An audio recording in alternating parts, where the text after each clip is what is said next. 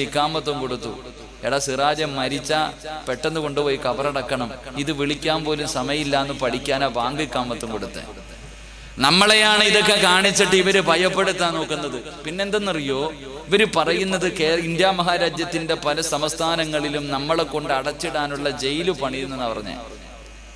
ഈ ജയിലിനെ കുറിച്ച് പറയുമ്പോൾ പറയുന്നു ചെറിയ റൂമാണ്, അതിനകത്ത് കൊണ്ടുപോയി നമ്മളെ അടച്ചിടുമെന്ന്. പൗരത്വമില്ലാത്ത ആൾക്കാരെ കൊണ്ടുപോയിട്ട് ആ ചെറിയ ജയിലിന്റെ അകത്ത് കൊണ്ടുപോയിട്ട് നമ്മളെ കൊണ്ടുപോയി അതിനകത്ത് അടച്ചിടുമെന്നൊക്കെ ഇങ്ങനെ വാട്സപ്പിലും അവിടെ ഇവിടെയൊക്കെ കാണാം. പൊട്ടന്മാരിത് ആരോടാ പറയണേ? നമ്മളോട്. അതാ എനിക്ക് സംഭവം, എനിക്ക് അത്ഭുതം. ഇത് ആരോടാ പറയണേ? മുസ്ലിം ഉമ്മത്തിനോട്. എടാ സ്വന്തം വാപ്പ, നമ്മള് കബറ് കാണുന്നവരല്ലേ? പള്ളിപ്പറമ്പിലെ കബർ ഇവന്മാർ ആരെങ്കിലും കണ്ടിട്ടുണ്ടോ? കണ്ടിട്ടുണ്ടെങ്കിൽ ഇത് പറയോ? മഹാനായ തഴവ ഉസ്താദിന്റെ ബൈത്തിൽ കാണാം, കബറിന്റെ ആഴം സോദരാ നീ നോക്ക്, അതിൽ മെല്ലെ നിന്നെ ഇറക്കലും ഒന്നോർക്ക്, ഇതുപോലെ ജീവിതകാലമില്ലൊരുക്കുണ്ട്, കുടുസായതും കണ്ടിട്ടുമുണ്ടോ പണ്ട്. പള്ളിപ്പറമ്പിലെ കബർ ഇവന്മാർ ആരെങ്കിലും കണ്ടിട്ടുണ്ടോ? കണ്ടിട്ടുണ്ടായിരുന്നെങ്കിൽ ഇവന്മാര് ജയിലിനെ കുറിച്ച് നമ്മളോട് പറയില്ല. എടാ സ്വന്തം ഉമ്മാനെ, സ്വന്തം നൊന്തു പ്രസവിച്ച മാതാവിനെ, ജന്മം നൽകിയ വാപ്പാനെ കൊണ്ടുപോയിട്ട് പള്ളിപ്പറമ്പിലെ ഒരു ചെറിയ കുഴിക്കകത്ത് നേരെ തിരിഞ്ഞടക്കാൻ പറ്റണില്ല. ആ കുഴിക്കകത്ത് ഇറക്കി കിടത്തിയിട്ട് പലകയെടുത്ത് നിരത്തിയിട്ട് അതിന്റെ മുകളിൽ പടച്ചോന ഉള്ള മണ്ണെല്ലാം കൂടെ വെട്ടിയിട്ടിട്ട് 2 ചെടിയും നട്ടിട്ട് പോണ നമ്മളോടാ പറയണേ ജയിലിൽ കൊണ്ടിടുവെന്ന്.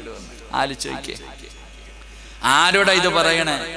ഈ അവസാനം ഈ കബറിന്റെ ചാരത്തുനിന്ന് പിരിയുമ്പോ നമ്മൾ പറയണ ഒരു സലാമുണ്ട്, അതിന്റെ അർത്ഥമെങ്കിലും ഇവന്മാര് പഠിച്ചാൽ മതിയായിരുന്നു. നമ്മൾ പള്ളിപ്പറമ്പിൽ പോയിട്ട് അവസാനം ഖബർസ്ഥാൻ കാണുമ്പോ നമ്മൾ എന്താ പറയണേ? അസ്സലാമു അലൈക്കും യാ ദാറ ഖൗമുൽ മുഅ്മിനീൻ ഇന്നാ ഇൻഷാ അല്ലാഹു ബിക്കും ലാഹിഖു. എന്താ ഇതിന്റെ അർത്ഥം? എന്താ? സമയം കിട്ടുമ്പോ ഇമാരൊക്കെ ഇതൊക്കെ ഒന്ന് വായിച്ചു പഠിക്കേണ്ടതാ. എന്തേ പറയണേ? വാപ്പാന്റെ ഖബറിന്റെ ചാരത്ത് എന്നിട്ട് പറയാം അസ്സലാമു അലൈക്കും വാപ്പാ, ഇൻഷാ അല്ലാഹ് ഞാൻ ഇങ്ങോട്ട് തന്നെയാ വരണേന്ന്. വാപ്പാടെ പള്ളിപ്പറമ്പിൽ പോയി നിന്ന് ഖബറിന്റെ ചാരത്ത് പോയി നിന്നിട്ട് നമ്മൾ എല്ലാ ദിവസവും വെള്ളിയാഴ്ചയും എപ്പോ പള്ളിയിൽ പോയാലും ഖബർസ്ഥാന് കാണുമ്പോൾ നമ്മൾ പറയുന്നത് വീടും പറമ്പും ഒന്നുമല്ല, അവസാനം ഇങ്ങോട്ട് തന്നെയാ വരണേ, ഇൻഷാ അല്ലാഹ് ഞങ്ങൾ ഇങ്ങോട്ട് തന്നെ വരുമെന്ന് ഖബർ നോക്കിയിട്ട് പറയണ നമ്മളോടാ ബില്ല് കാണിച്ചിട്ട് പേടിപ്പിക്കാൻ നിൽക്കണേ. അള്ളാഹു അവന്മാര് പേടിക്കാതിരുന്നാൽ മതിയായിരുന്നു. അദ്ദേഹം അത്രയേ ഉള്ളൂ. അതുകൊണ്ട് എൻ്റെ പ്രിയപ്പെട്ട സഹോദരങ്ങളോട് സഹോദരിമാരോട് പറയുന്നു, നമ്മൾ ഒരുത്തനെയും ഭയപ്പെടരുത്. അല്ല ഉണ്ടല്ലോ നമ്മുടെ കൂടെ. ഞാൻ ഇങ്ങോട്ട് വരുമ്പോ ആ 2 ചെറുപ്പക്കാരുടെ വീട്ടിൽ പോയിട്ടാ വരണേ, ആ 2 ശുഹദാക്കളുടെ വീട്ടിൽ പോയിട്ടാ വരണേ. അള്ളാഹുവേ പടച്ചവനെ, ആദ്യം പോയ വീട്ടിൽ ഒരു ചെറുപ്പക്കാരൻ, അവന്റെ മകനുണ്ട് മകളുണ്ട്, 2 ചെറിയ കുട്ടികള്. ആ മക്കളോട് വെച്ചു, മക്കൾ നിങ്ങൾ എത്ര വലിയ ഭാഗ്യവാന്മാരാ. ഞാൻ അവരോട് പറഞ്ഞത്, ആ വീട്ടുകാരോട് ഞാൻ പറഞ്ഞു, നിങ്ങളുടെ വാപ്പ എത്ര വലിയ ഭാഗ്യവാനാ. 70 പേരെ സ്വർഗത്തിൽ കൊണ്ടുപോകാൻ അവസരം കിട്ടിയ ചങ്ങാതിയാ. ഉസ്താമാർക്ക് കിട്ടും അത്. അള്ളാന്റെ ദീനിന് വേണ്ടി പോരാടി വീര്യമൃത്യം വരിച്ച ശുഹദാക്കൾക്ക് 70 പേരെ കൊണ്ടുപോകാം. ആലിമിന് 10 പേര്, ഹാഫിലിന് 40 പേര്. ഞാൻ പറഞ്ഞു എത്ര വലിയ ഭാഗ്യം നിങ്ങളുടെ വാപ്പായ്ക്ക് അള്ളാഹ് കിട്ടിയ. മക്കൾ നിങ്ങൾ പേടിക്കൊന്നും വേണ്ട, വാപ്പായ്ക്ക് വേണ്ടി നിങ്ങൾ ദുആ ചെയ്യേണ്ട, നിങ്ങൾ നിങ്ങളുടെ കാര്യം നോക്കിക്കൊള്ളാൻ. ഞാൻ അപ്പുറത്ത് മറ്റൊരു വീട്ടിൽ പോയപ്പോ ആ പിതാവ് ഇരുന്ന് കരയുകയാ.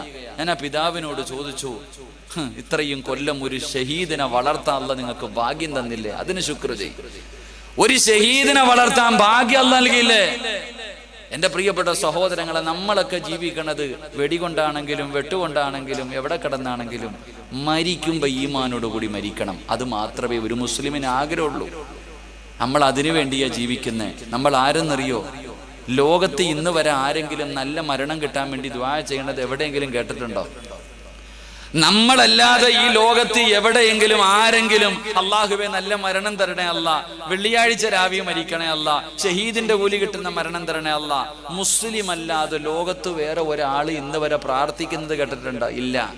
അപ്പൊ നമ്മൾ നല്ല മരണം കിട്ടാൻ വേണ്ടി ദുആ ചെയ്യുന്നവരാ സഹോദരങ്ങളെ. അതുകൊണ്ട് ഇവന്മാരുടെ ഓലപ്പാമ്പുകൾ കണ്ട് പേടിക്കാൻ നിന്നാ പിന്നെ പേടിക്കാനേ സമയം കാണത്തുള്ളൂ. ഉമ്മാടെ വയറ്റിൽ കിടന്നപ്പോഴേ അള്ള തീരുമാനിച്ചു വെച്ചിട്ടുണ്ട് പലതും. ഞാൻ എന്തൊക്കെ ചെയ്യണം, എൻ്റെ ജീവിതം എന്താ അള്ള തീരുമാനിച്ചു വെച്ചതാ. ഞാൻ അനുഭവിക്കണ്ടേ. അള്ളാഹുവിന്റെ പരിശുദ്ധമായ ഖുർആൻ ചോദിക്കുന്നുണ്ട്, ഹസിബത്തും മൻ തദ്ഖുലുൽ ജന്ന, നീയൊക്കെ കരുതിയ ഓസിന് പോകാൻ പറ്റുന്ന സ്ഥലം